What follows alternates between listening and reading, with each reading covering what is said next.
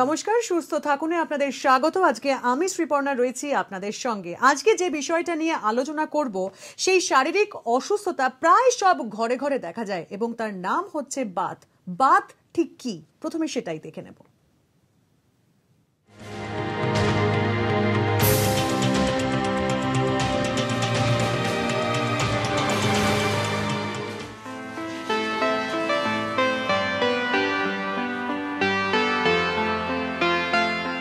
জীবন চলছিল মসৃণভাবে, শরীরে সেরকম কোনো অসুবিধে নেই মানেই তো জীবন মধুর। কিন্তু হঠাৎ একদিন বুঝতে পারলেন বসতে গেলে কোমরে ব্যথা, কেয়ার করলেন না। আর কিছুদিন তারপর চলতে গিয়ে উপলব্ধি করলেন পায়েও যন্ত্রণা। আসলে আপনার শরীরে বাসা বেঁধেছে বাত।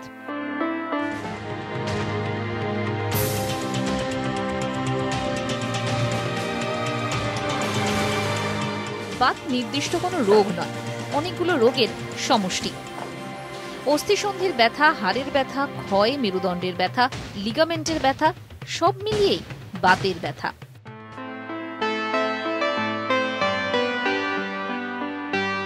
মনে রাখবেন, বাতের ব্যথার কোনো নির্দিষ্ট বয়স নেই।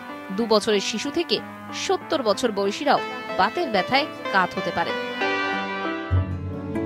বাতের লক্ষণ: ধারাবাহিক কোমরে ব্যথা, হাঁটার সময় ব্যথা অনুভব, শরীরে ওজন কমে যেতে পারে, ঘুম কম হতে পারে।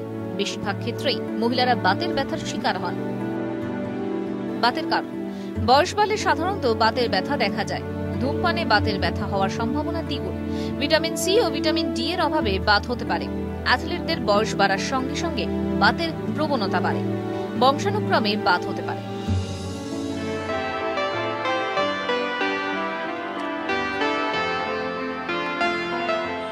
এই ধরনের সমস্যা শরীরে দেখা দিলে দ্রুত চিকিৎসকের পরামর্শ নিন।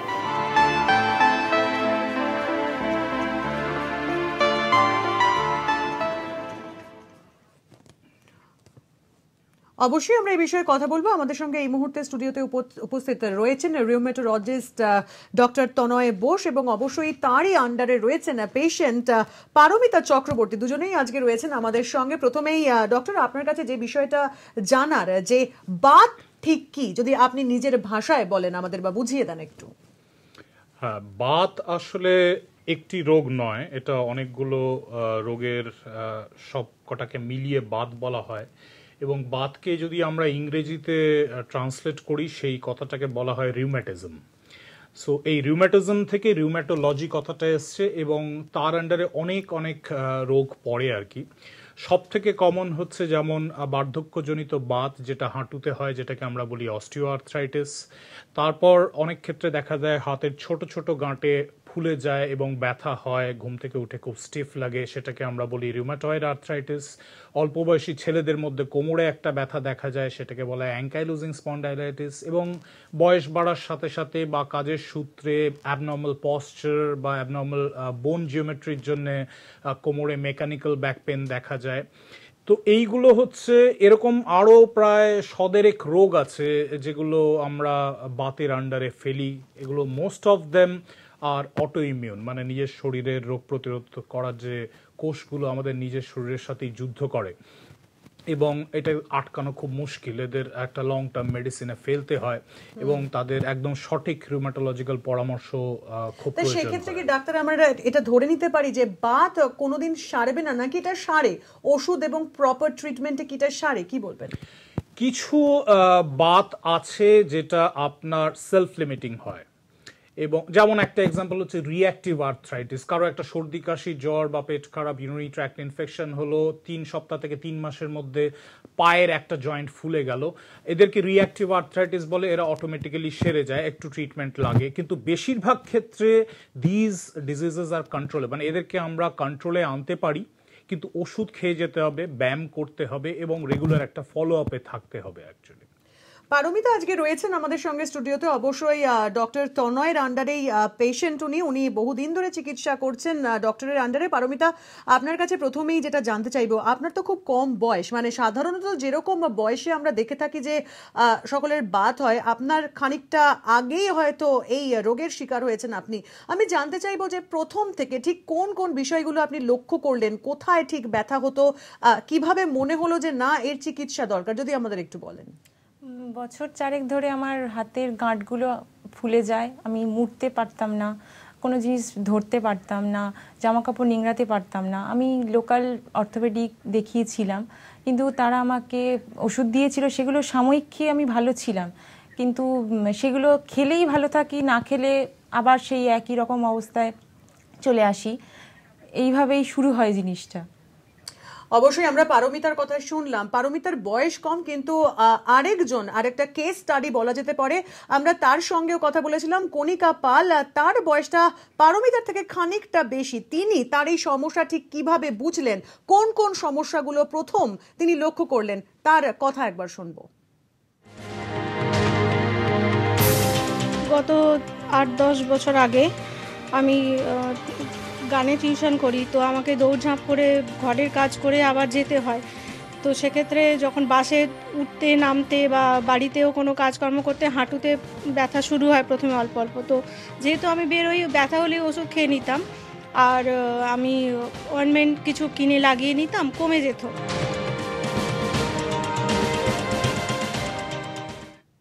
কণিকার কথা শুনলাম, আমি আরো একবার পারমিতা আপনার থেকে জানতে চাইবো, এই যে যেরকম কণিকা বলতো যে হঠাৎ হঠাৎ ব্যথা হতো, আমি কোনো একটা মেডিসিন লাগাতাম, সেরে যেত, আবার পরে ব্যথা হতো, আপনার ক্ষেত্রেও কি একই ধরনের জিনিস হয়েছিল? হ্যাঁ, একই ধরনের। মেডিসিন খেলেই আমি ভালো থাকতাম। সাধারণত ভলিনি এই ধরনের জিনিস লাগাতাম, জয়েন্টের রিস্টে বা অ্যাঙ্কেলে এরম লাগাতাম, ওই সাময়িকই ভালো থাকতাম। আমি একটু ডাক্তারবাবু আপনার থেকে এবার একটু জানতে চাইবো, এই যে দুটো কেস স্টাডি দেখলাম, একজনের বয়স অনেকটাই কম, আরেকজনের বয়স খানিকটা হলেও বেশি, এবং যে উপসর্গগুলো আমরা শুনতে পাচ্ছি যে হঠাৎ করে ব্যথা হওয়া, গাঁটে গাঁটে ব্যথা হওয়া, প্রথমে হাঁটুতে ব্যথা হওয়া বা কোমরে ব্যথা হওয়া, তারপরে ব্যথাটা বেড়ে যাওয়া, যদি কারুর এরকম উপসর্গ দেখা দেয় প্রথমেই কি করতে হবে এবং উপসর্গগুলো ঠিক কি কি হয় এক্স্যাক্টলি? এইখানটা একটা খুব ইম্পর্টেন্ট কথা আমি বলি। এই দুটো যে আপনি দেখালেন ওর আর কণিকা দেবীর, এখানে আমরা ইনফ্ল্যামেটরি এবং নন ইনফ্ল্যামেটরি, মানে প্রদাহজনক এবং প্রদাহ ছাড়া যে ব্যথা হয়, এই দুটোর একটা পার্থক্য আছে, সেটা লোকেদেরকে বললে বুঝতে পারবে। ঘুম থেকে উঠে কোনো জয়েন্টে যদি ব্যথা থাকে এবং স্টিফ থাকে এবং আড়ষ্ট ভাব থাকে, হাত ভাঁজ করতে অসুবিধে হচ্ছে, এটাকে আমরা বলি মর্নিং স্টিফনেস। এটা একটা প্রদাহজনিত বাতের লক্ষণ, যেমন রিউমাটয়েড আর্থ্রাইটিস। কিন্তু কিছু ক্ষেত্রে দেখা যায় যে যত নড়াচড়া করছেন তত ব্যথা বাড়ছে। প্রদাহজনিত বাতে বা ইনফ্ল্যামেটরি আর্থ্রাইটিসে নড়াচড়া অ্যাক্টিভিটির সাথে ব্যথা কমে যায়, ওয়্যারাজ মেকানিক্যাল পেন যেটা কণিকা দেবীর হয়েছে, যেমন হাঁটু একটা মানে প্রেশার পড়ে পড়ে ইউজ হয়ে হয়ে এই হাঁটুর একটা ক্ষয় হচ্ছে এবং ক্ষয়ের সাথে সাথে ওই জায়গাটা কার্টিলেজ নষ্ট হচ্ছে, কোয়ালিটি অফ সাইনোভিয়াল ফ্লুইডটা খারাপ হয়ে যাচ্ছে। তো এখানে না কোনো ইনফ্ল্যামেশন নেই, মানে কোনো ব্যাকটেরিয়া, ভাইরাস বা কোনো প্রদাহ কিছু নেই, জাস্ট এটা ডিজেনারেশন, মানে একটা জিনিস ক্ষয়ে যাচ্ছে আর কি। তো এদের যত অ্যাক্টিভিটি তত ব্যথা। তো এই থেকে একটা আলাদা করা যায় যে কোনটা প্রদাহজনিত আর কোনটা প্রদাহ ছাড়া বাত হচ্ছে আর কি। যদিও এই অস্টিওআর্থ্রাইটিস যেটা কণিকা দেবীর কেস স্টাডিটা আপনি বলছেন, এটা ঘরে ঘরে আছে, মানে খুবই কমন, এবং অনেকগুলো ফ্যাক্টর কন্ট্রোল করলে এগুলোকে আমরা আয়ত্তে আনতে পারি। তার মানে এটা কন্ট্রোলেবল, আমরা যদি একটা সঠিক জীবনযাপন করি এটাকে আমরা আয়ত্তে আনতে পারি। আমরা আরো একবার শুনে নেব কণিকা পাল, যার কেস স্টাডি আপনাদের দেখালাম, তিনি এই সমস্যায় পড়লেন এবং তারপরে চিকিৎসকের কাছে গেলেন। তাকে চিকিৎসক কি পরামর্শ দিল, তিনি কি বলছেন, একবার শুনবো। এটা করতে করতে বেশ আবার 2-4 বছর পর থেকে দেখছি খুব ব্যথা, মানে আমি তখন বেরোতেই পারছি না।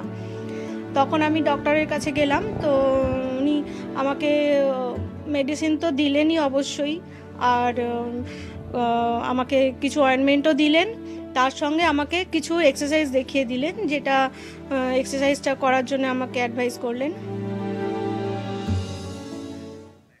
আমরা শুনলাম কণিকা পাল ঠিক কি বলেছেন এবং পারমিতা তার ক্ষেত্রেও ডাক্তারবাবু কি বলেছেন। সত্যি কি এটা বয়সের কোনো গণ্ডি রয়েছে নাকি যে কোনো বয়সেই হতে পারে, বা এটা কি জেনেটিক?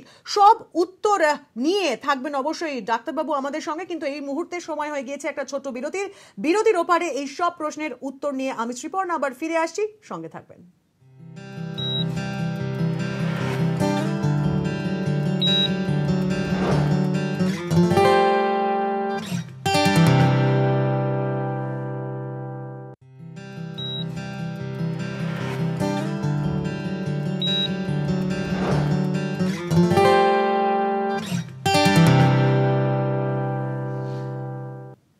আজকে আমরা আলোচনা করছি বাত নিয়ে এবং ডক্টর তনয় বোস আমাদের সঙ্গে রয়েছেন। ডাক্তার, প্রথমেই যেটা জানতে চাইবো আপনার কাছে, বাতের কি সত্যি কোনো বয়স হয়? মানে একজন ছোট শিশুর বাত হতে পারে না এবং একজন বয়স্ক মানুষেরই বাত হবে, এরকম কি কোনো বিষয় আছে নাকি এটা একেবারে জেনেটিক একটা রোগ? কি বলবেন?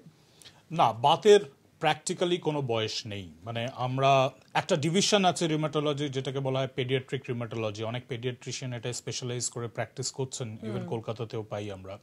মানে 5 মাস 6 মাসের বাচ্চা থেকে শুরু করে আপনি বাতের মানে অটোইমিউন ইনফ্ল্যামেটরি যে আর্থ্রাইটিস যেগুলো আছে সেটা আপনি 60-70 বছর বয়সের লোকের মধ্যেও পেতে পারেন। অস্টিও আর্থ্রাইটিস তো খুবই কমন, মানে ইভেন 35-40 বছর বয়স থেকে পাওয়া যায়, এটা ক্ষয়জনিত বাত। কিন্তু টিপিক্যাল রিউমাটোলজিক্যাল অটোইমিউন আর্থ্রাইটিস যেটা আমরা একদম বাচ্চাদের মধ্যে থেকে একদম বুড়োদের সবার মধ্যে পাচ্ছি আমরা।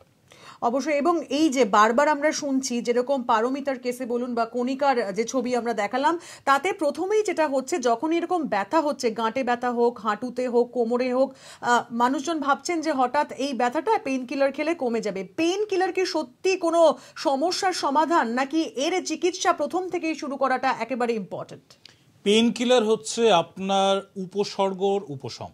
সিম্পল, আপনার জ্বর হয়েছে, আপনি একটা প্যারাসিটামল খেলেন, জ্বর কমে গেল। কিন্তু আপনি যদি ক্লোরোকুইন না খান, যে ম্যালেরিয়াটার জন্য আপনার জ্বর হয়েছে সেটা কিন্তু থেকেই গেল।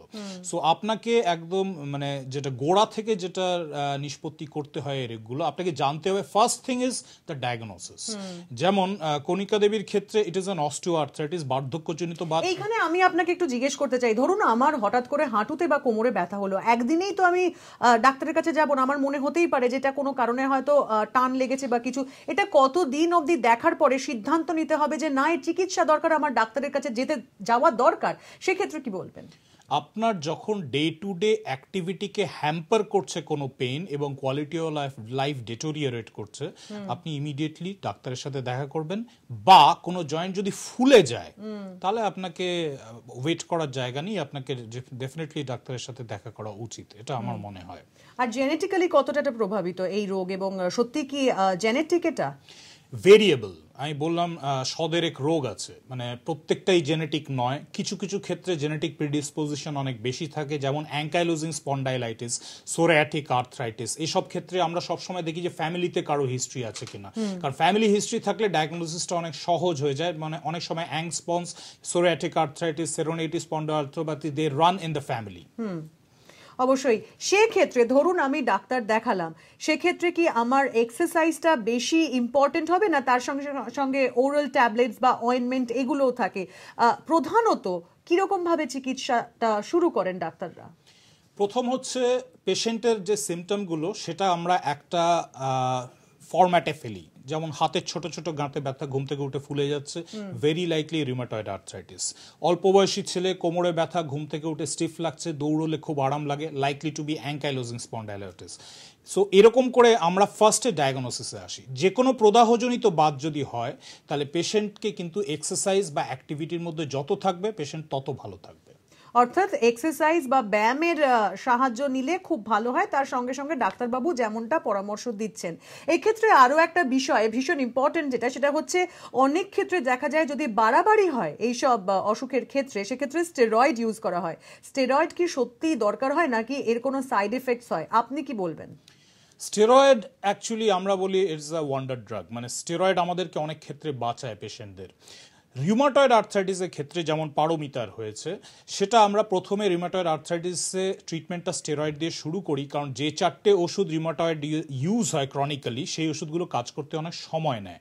সো স্টেরয়েডের ডোজটা আমরা আস্তে আস্তে আস্তে আস্তে কমিয়ে 1.5 থেকে 2 মাসের মধ্যে শেষ করে দিই, এবং অ্যান্টি রিউমাটয়েড ড্রাগগুলো ওটা ততদিনে কাজ করাটা শুরু করে। সো স্টেরয়েড এই যে শেষ হলো, আর সেকেন্ড টাইম আনলাইকলি, যদি না রোগটার আবার ফ্লেয়ার হয়, মানে কোনো কারণে রোগটা আবার বাড়লো বা মানে জয়েন্টগুলো হঠাৎ ফুলে গেল, যখন ধরুন একটা ইনফেকশন কন্ট্রাক্ট করলো বা সিজন চেঞ্জের সময় অনেক ক্ষেত্রে আমরা এগুলো পাই।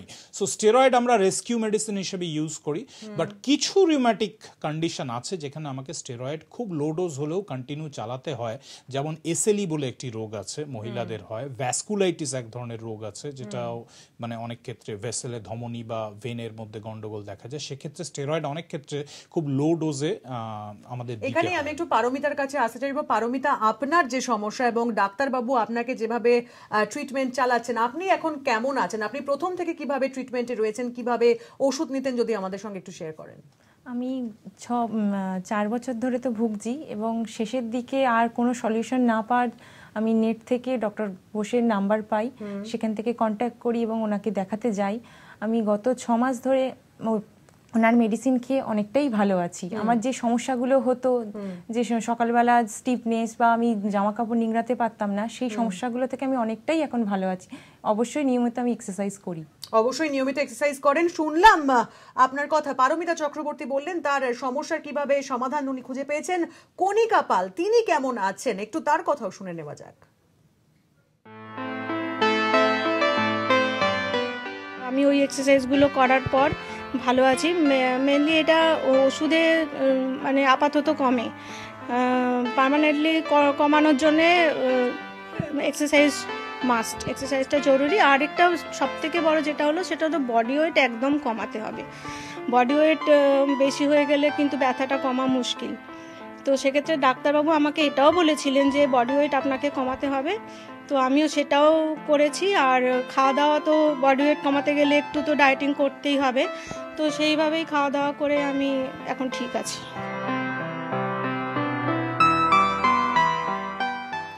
ডাক্তারবাবু, খুব সংক্ষেপে আপনার থেকে জানতে চাইবো, এই যে ডায়েট বিষয়টা, কি খাবেন কি খাবেন না, কিভাবে আপনার জীবন যাপন করবেন, যারা এই বাতের সমস্যায় ভুগছেন তাদের আপনি খুব সংক্ষেপে যদি বলেন যে কি করতে হবে আর কি করতে হবে না। খাওয়া দাওয়া পুষ্টিকর করবেন, এটা সব ডাক্তারবাবুই বলে। ধূমপান অবশ্যই বর্জন করবেন, এবং কোনো রকম টোব্যাকো, মানে চিউয়েবল টোব্যাকো যদি হয় সেটা অ্যাভয়েড করার চেষ্টা করুন। ফিজিক্যালি অ্যাক্টিভ থাকবেন, দৌড়ঝাঁপের মধ্যে থাকবেন। যাদের রিউমাটয়েড আছে, হাতের ব্যায়াম, যাদের অস্টিও আছে, হাঁটুর ব্যায়াম আছে, সেগুলো আপনাকে করতে হবে। এবং খাওয়া দাওয়ার মধ্যে সবুজ শাকসবজি, ফল খান, রেড মিট অ্যাভয়েড করুন, সুগারি জিনিস অ্যাভয়েড করুন, ময়দার প্রোডাক্ট অ্যাভয়েড করুন, ফাস্ট ফুডস অ্যাভয়েড করুন, কোলা জাতীয় জিনিস অ্যাভয়েড করুন। কোনো ফলের রস হলেও সেটা অ্যাভয়েড করবেন, ইভেন বাড়িতে বানানো হলেও, কারণ আপনি ফাইবারটা ফেলে দিচ্ছেন রস যখন ফলের বানাচ্ছেন অ্যাকচুয়ালি। অবশ্যই আমরা শুনলাম ডক্টর তনয় বোস, তিনি ঠিক কি বললেন। কিন্তু আজকে বাতের ব্যথা নিয়ে আমাদের কি টিপস রয়েছে দেখবো।